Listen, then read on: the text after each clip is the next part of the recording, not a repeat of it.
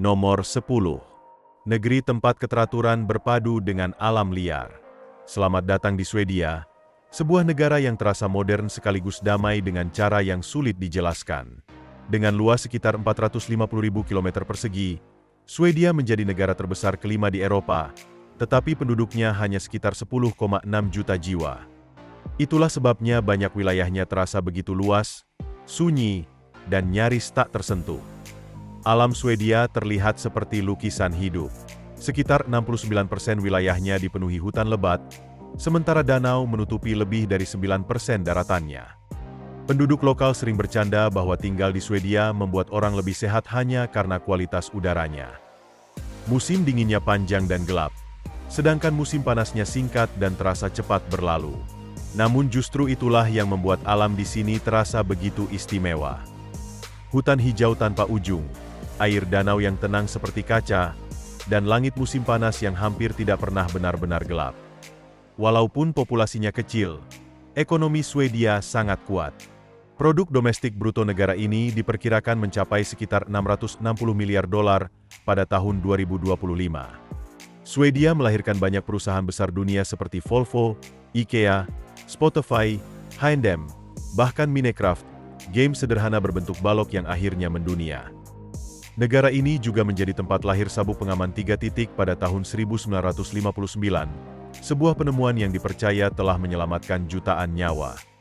Jadi apa sebenarnya rahasia keberhasilan Swedia? Salah satunya mungkin berasal dari cara berpikir masyarakatnya. Walaupun tergabung dalam Uni Eropa, Swedia tetap mempertahankan mata uangnya sendiri, yaitu krona Swedia atau SEK. Negara ini juga hampir sepenuhnya meninggalkan uang tunai. Membeli kopi, naik kereta, atau berbelanja cukup dengan kartu atau kode QR.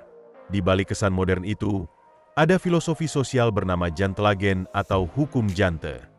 Intinya sederhana, jangan merasa diri lebih hebat dari orang lain. Ini bukan aturan resmi, melainkan nilai budaya yang membuat masyarakat Swedia hidup sederhana, rendah hati, dan tidak suka pamer. Mungkin itulah yang membuat negara ini terasa tenang, setara, dan percaya diri tanpa perlu banyak bicara. Jadi bersiaplah, kita akan menjelajahi negeri matahari tengah malam, hutan bersalju, jejak bangsa Viking, dan desain khas Skandinavia yang terkenal di seluruh dunia. Dan sebelum melanjutkan, coba tulis di komentar, dari negara mana kamu menonton video ini? Kalau diberi kesempatan tinggal di Swedia selama 1 tahun, apakah kamu mau mencobanya? Nomor 9. Culture shock yang mungkin kamu alami di Swedia. Kalau suatu hari kamu pindah ke Swedia, ada satu hal yang paling mengejutkan. Bukan cuacanya, melainkan keheningannya. Ada pepatah Swedia yang berbunyi, berbicara itu perak, diam itu emas. Dan mereka benar-benar menjalankannya dalam kehidupan sehari-hari. Orang Swedia terkenal tenang. Mereka lebih suka mendengar daripada memotong pembicaraan. Lebih suka mengamati daripada banyak bicara. Saat mereka berbicara, biasanya langsung ke inti tanpa basa-basi panjang. Saya pernah bekerja dengan seorang manajer asal Swedia selama hampir 2 bulan sebelum sadar bahwa saya bahkan tidak tahu namanya.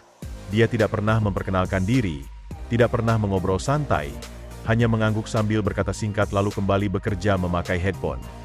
Dan anehnya, itu dianggap normal. Di bus atau kereta, suasananya pun sama. Banyak orang duduk sendiri dalam diam sambil menatap keluar jendela. Jika kendaraan penuh, seseorang mungkin duduk di sebelahmu. Tapi begitu ada kursi kosong lain, mereka biasanya pindah diam-diam. Bukan karena mereka tidak suka padamu.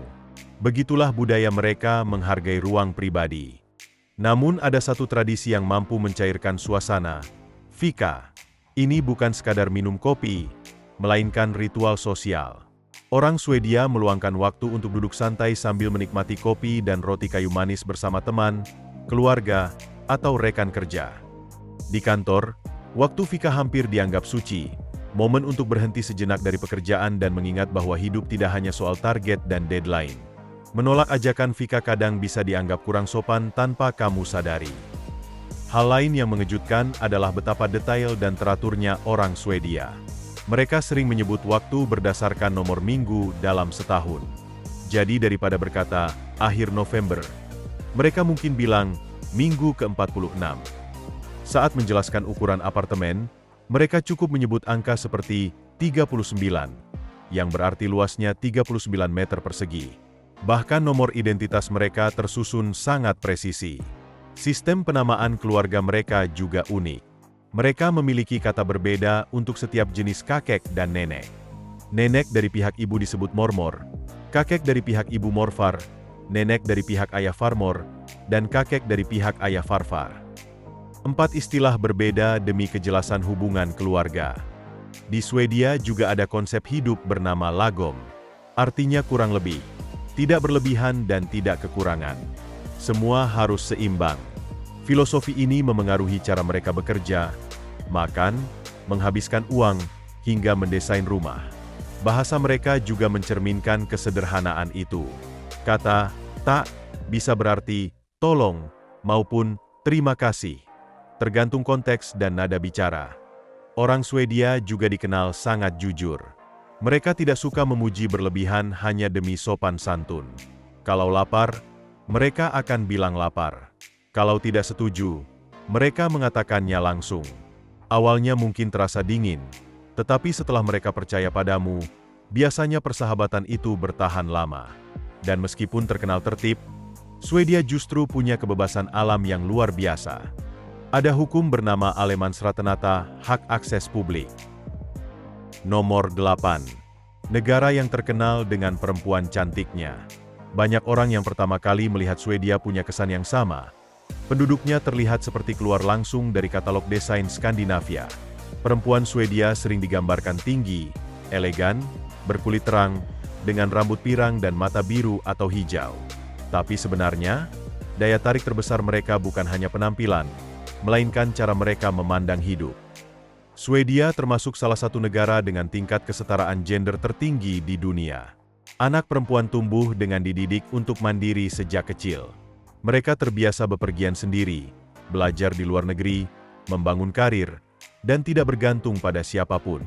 Sikap itu sangat terasa dalam budaya kencan mereka. Membagi tagihan adalah hal biasa. Perempuan bisa mengambil langkah pertama tanpa dianggap aneh. Kesetaraan bukan sesuatu yang diperdebatkan, melainkan sesuatu yang memang sudah dianggap normal. Bagi sebagian orang, kemandirian itu mungkin terlihat dingin. Padahal sebenarnya itu adalah bentuk kepercayaan diri yang tenang. Budaya Jantelagen juga memengaruhi hubungan sosial di sana. Kesombongan dianggap tidak menarik. Orang yang terlalu suka pamer biasanya cepat kehilangan daya tarik. Namun menariknya, perempuan Swedia tetap menghargai perhatian kecil yang tulus. Mereka tidak terlalu terkesan dengan rayuan berlebihan atau gaya sok keren. Yang lebih penting adalah kejujuran dan ketulusan. Kalau kamu sedang berada di Stockholm saat musim panas, mengajak seseorang menikmati fika sambil makan roti kayu manis mungkin menjadi pendekatan paling Swedia yang bisa dilakukan. Sederhana, santai, tanpa tekanan, dan banyak hubungan di sana justru dimulai dengan cara seperti itu. Jadi apa rahasianya? Jadilah diri sendiri, hormati orang lain, dan jangan merasa lebih unggul. Orang Swedia biasanya bisa langsung merasakan kepalsuan. Nomor 7. Swedia sampai harus mengimpor sampah. Setelah membahas sisi glamor Swedia, sekarang kita masuk ke topik yang jauh lebih aneh, sampah. Kedengarannya tidak masuk akal, tetapi Swedia benar-benar mengimpor sampah dari negara lain.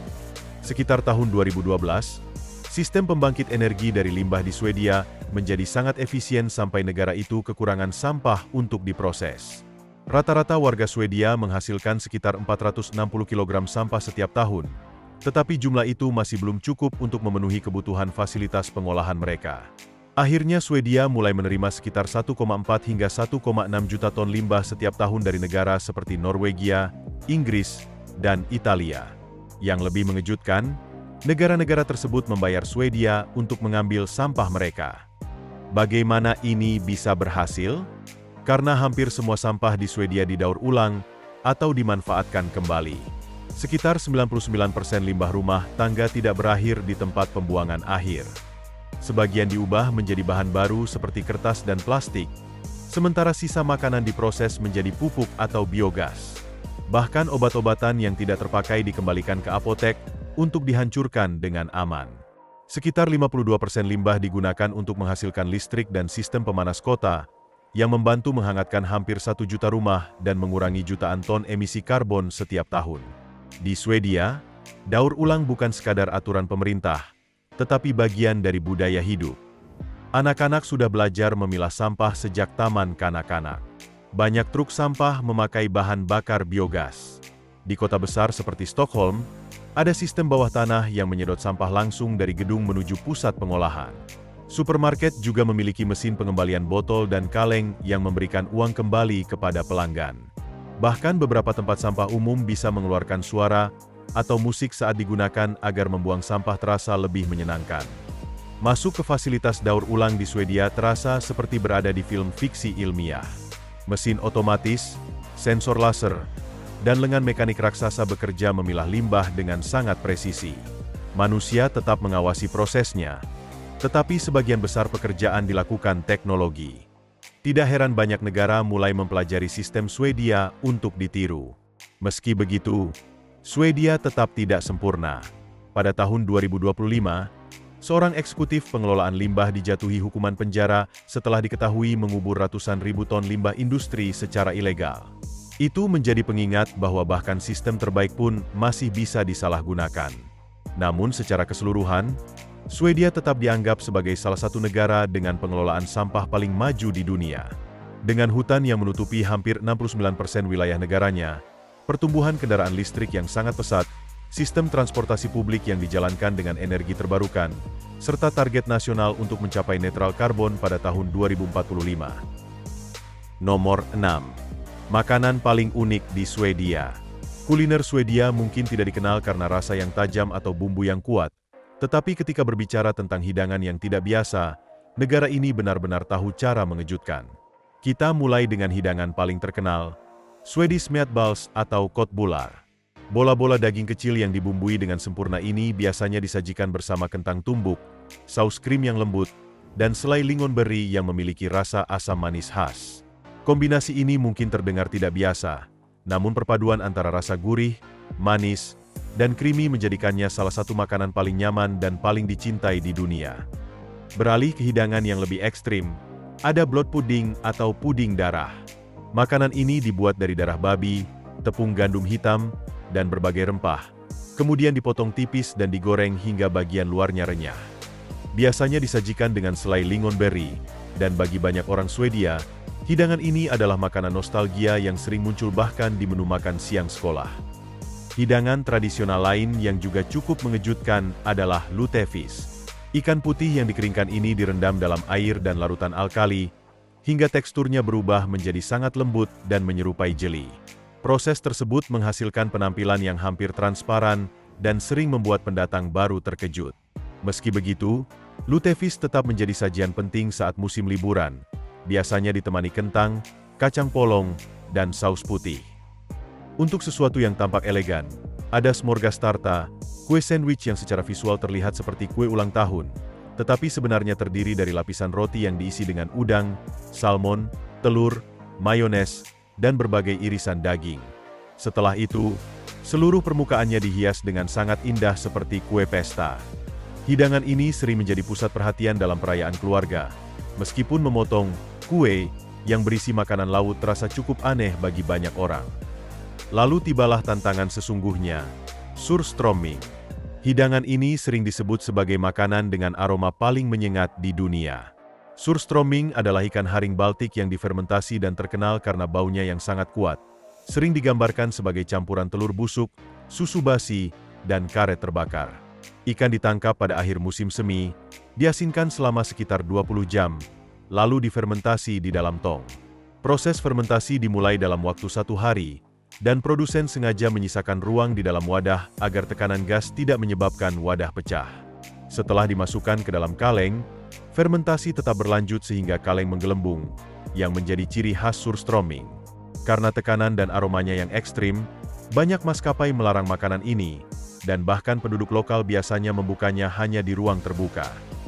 Menutup daftar ini adalah ragmung, panekuk kentang renyah yang umumnya disajikan dengan daging babi dan selai lingonberry.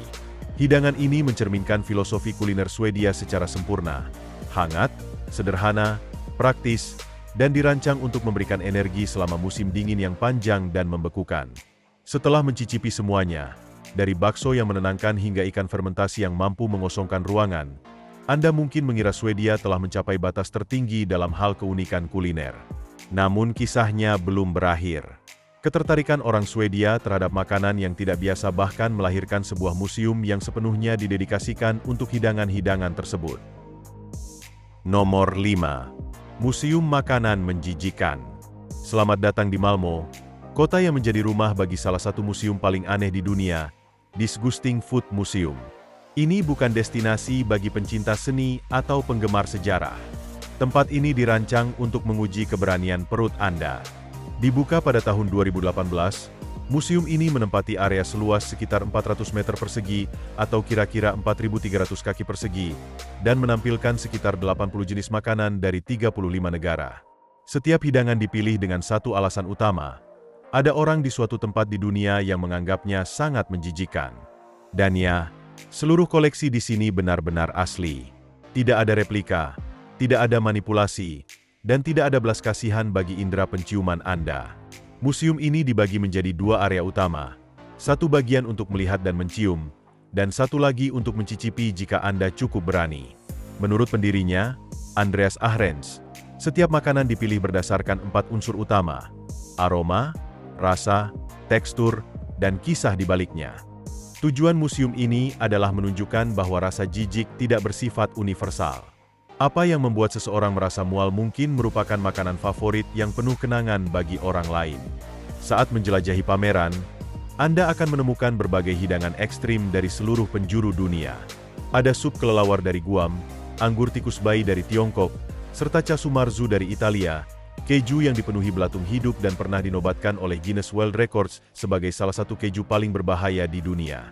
Anda juga akan melihat balut, telur bebek yang telah dibuahi dan sering membuat wisatawan ragu untuk mencoba, serta kiviak dari Greenland, yaitu ratusan burung laut yang difermentasi di dalam kulit anjing laut selama berbulan-bulan. Bagi masyarakat Inuit, ini adalah makanan musim dingin yang istimewa. Bagi sebagian besar pengunjung, aromanya saja sudah cukup menjadi pengalaman yang tak terlupakan.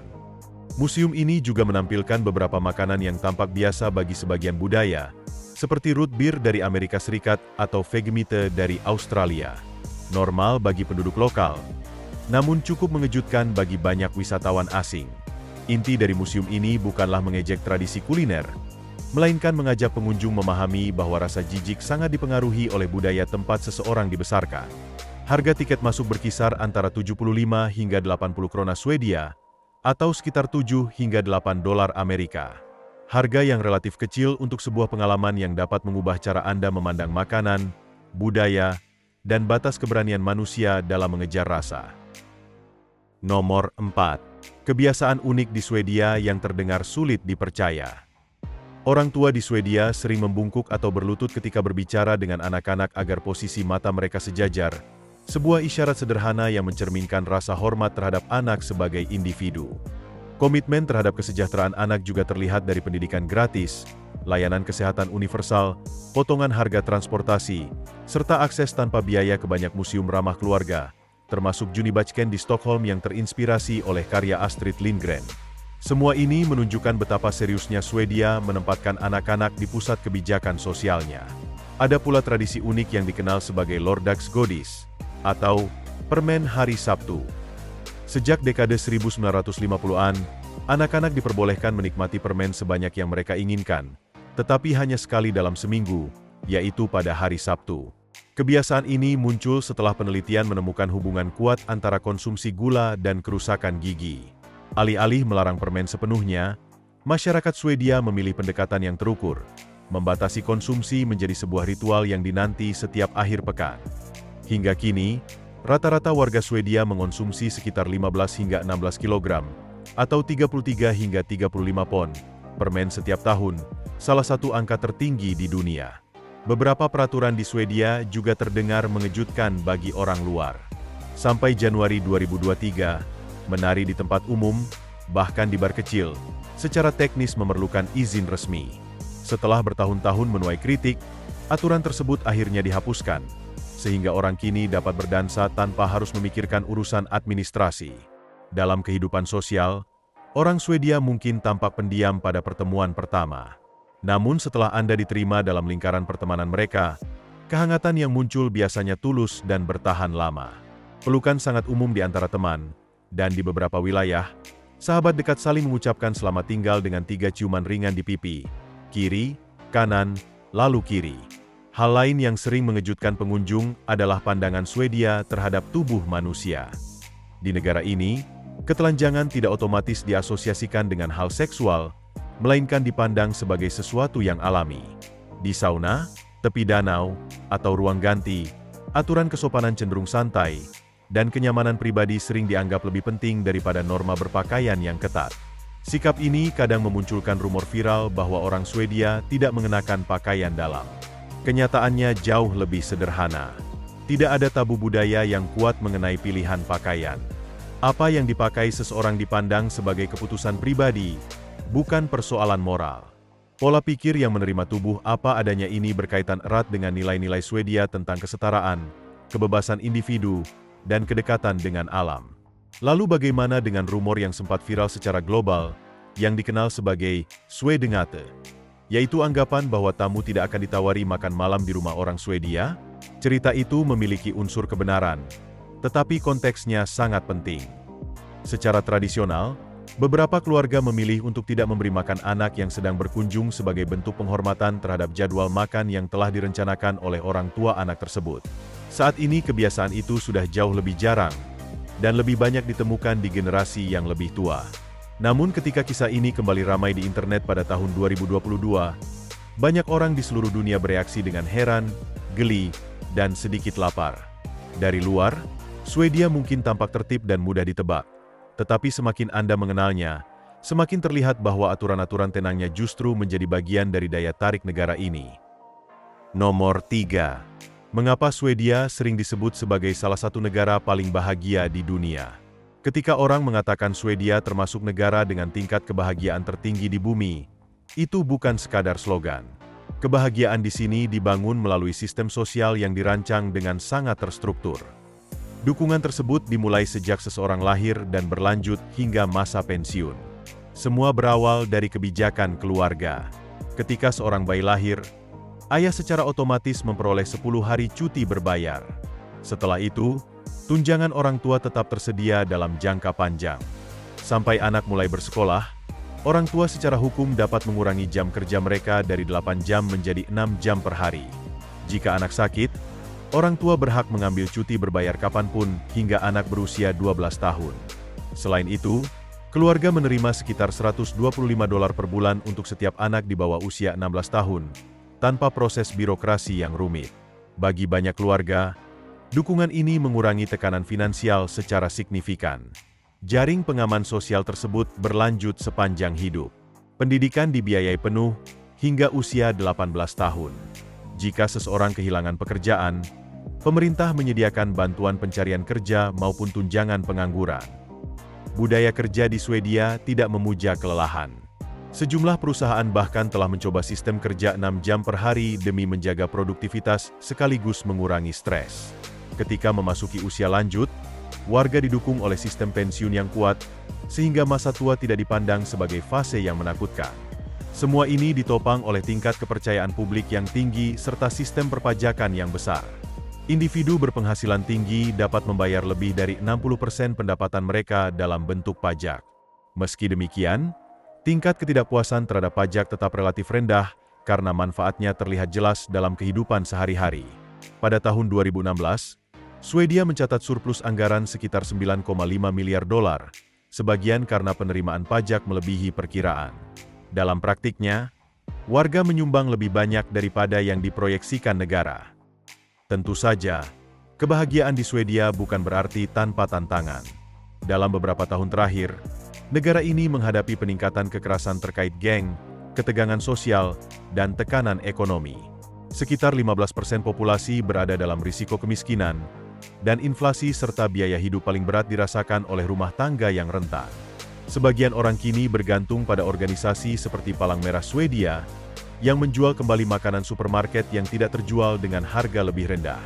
Pada tahun 2024, Swedia juga mengambil langkah bersejarah dengan resmi bergabung dengan NATO, mengakhiri lebih dari 2 abad kebijakan netralitas. Keputusan ini memicu perdebatan nasional tentang keamanan, identitas, dan arah masa depan negara. Nomor 2. Biaya hidup di Swedia. Sekarang mari membahas hal yang sering membuat pengunjung terkejut bahkan melebihi musim dinginnya. Harga. Swedia secara konsisten termasuk salah satu negara dengan biaya hidup tertinggi di dunia, dan reputasi itu memang cukup akurat. Pengeluaran terbesar biasanya terasa pada sektor perumahan. Di Stockholm, apartemen 1 kamar tidur di pusat kota umumnya disewakan dengan harga sekitar 14.000 hingga 20.000 krona Swedia per bulan, atau kira-kira 1.300 hingga 1.850 dolar AS. Göteborg dan Malmö sedikit lebih terjangkau, tetapi tetap mahal menurut standar Eropa. Permintaan perumahan juga jauh melebihi pasokan, sehingga sebagian warga lokal harus menunggu berbulan-bulan bahkan bertahun-tahun dalam sistem antrean resmi. Biaya bahan makanan juga cukup tinggi. Seseorang yang memasak sendiri biasanya menghabiskan sekitar 800 hingga 1.000 krona Swedia per minggu, setara dengan 75 hingga 95 dolar. Makan di restoran dapat meningkatkan pengeluaran dengan cepat. Makan siang sederhana umumnya berkisar 150 hingga 200 krona, atau sekitar 14 hingga 18 dolar. Sedangkan makan malam di restoran kelas menengah dapat mencapai 350 hingga 450 krona, setara 32 hingga 40 dolar. Transportasi umum relatif lebih masuk akal. Tiket bulanan di kota seperti Stockholm atau Göteborg biasanya sekitar 1.100 krona, atau kurang lebih 100 dolar, dan mencakup bus, metro, tram, serta beberapa rute feri. Harga bensin tetap tinggi, sekitar 22 hingga 24 krona per liter, sehingga banyak orang lebih memilih kereta dan sepeda daripada mobil pribadi. Biaya utilitas seperti pemanas, listrik, air, dan internet cepat umumnya berada pada kisaran 1.700 hingga 2.200 krona per bulan untuk apartemen rata-rata, sekitar 150 hingga 200 dolar. Namun disinilah perspektif mulai berubah. Layanan kesehatan bersifat universal, dan kunjungan dokter biasanya menelan biaya kurang dari 12 dolar dengan batas tahunan sekitar 1.400 krona, atau 130 dolar. Pendidikan gratis bagi mahasiswa dari negara Uni Eropa dan EEA, sementara penitipan anak disubsidi secara besar-besaran sehingga orang tua hanya membayar beberapa ratus krona per bulan. Nomor 1. Festival yang memperlihatkan wajah Swedia yang sesungguhnya. Jika Anda benar-benar ingin memahami Swedia, jangan mulai dari museum atau buku sejarah. Datanglah saat festival berlangsung. Di sanalah karakter asli negara ini terlihat dengan jelas. Semuanya dimulai dengan Walpurgisnacht, atau Valborg, yang dirayakan setiap tanggal 30 April. Di seluruh penjuru Swedia, terutama di kota-kota universitas seperti Uppsala dan Lund, masyarakat berkumpul di sekitar api unggun raksasa. Berabad-abad lalu, nyala api tersebut dipercaya dapat mengusir penyihir dan roh-roh jahat. Kini maknanya telah berubah. Api itu melambangkan perpisahan dengan musim dingin yang panjang dan gelap. Para mahasiswa menganggap Valborg sebagai pembukaan tidak resmi musim panas. Keluarga datang bersama untuk mendengarkan paduan suara, mengibarkan bendera Swedia, dan menghangatkan tangan mereka di dekat kobaran api. Udara malam biasanya masih terasa dingin, suasananya sedikit riuh dan tidak teratur, tetapi dipenuhi rasa lega yang mendalam. Setelah berbulan-bulan hidup dalam cuaca beku, musim dingin akhirnya benar-benar berlalu.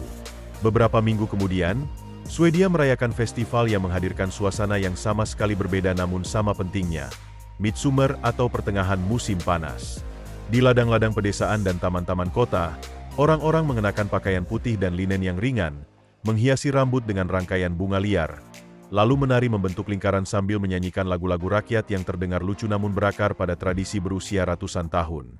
Tidak ada panggung megah, tidak ada pertunjukan besar, dan tidak ada pesta kembang api. Daya tarik Midsummer justru terletak pada kesederhanaannya. Festival ini merayakan alam, cahaya matahari, dan kebersamaan dengan keluarga serta sahabat. Bagi banyak orang Swedia, inilah hari yang paling bermakna sepanjang tahun, bahkan lebih penting daripada beberapa hari libur resmi lainnya. Ketika musim panas mulai memudar, perayaan tidak berhenti. Suasananya hanya berubah. Pada bulan Agustus, pesta udang karang atau Kraftskiva menjadi tradisi yang memenuhi taman belakang rumah dan pondok-pondok di tepi danau. Ini bukan festival besar yang diadakan di ruang publik, melainkan ritual sosial yang sangat khas. Meja-meja dihiasi lentera kertas berwarna-warni, para tamu mengenakan topi lucu, dan semua orang menikmati udang karang dengan tangan sambil menyanyikan lagu-lagu minum yang singkat dan penuh humor. Acara ini berlangsung ramai, sedikit berantakan, dan sengaja dibuat santai. Inilah salah satu momen langka ketika orang Swedia, yang biasanya dikenal tenang dan tertib, membiarkan diri mereka tampil konyol dan tertawa tanpa beban.